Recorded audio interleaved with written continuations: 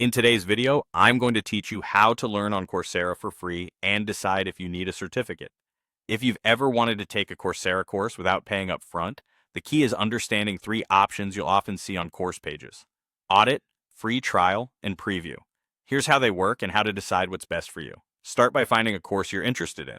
On the course page, look for an option that says audit the course or something similar like full course, no certificate.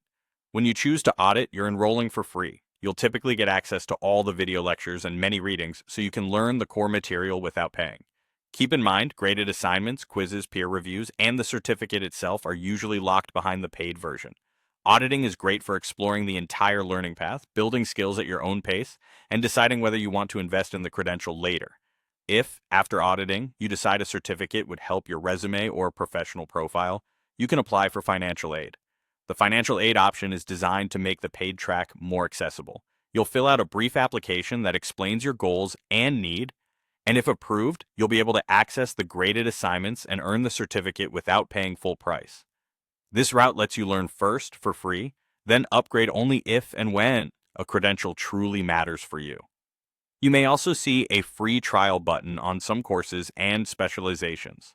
A free trial gives you temporary access to the entire paid experience, including graded work and certificate eligibility. It's useful if you want to test drive the full course.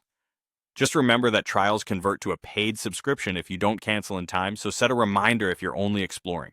Finally, some courses include a preview option.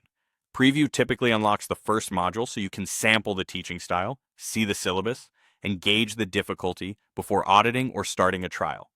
If you don't see preview or audit on a particular course, it may not be available for that class, but it's worth checking related courses or specializations.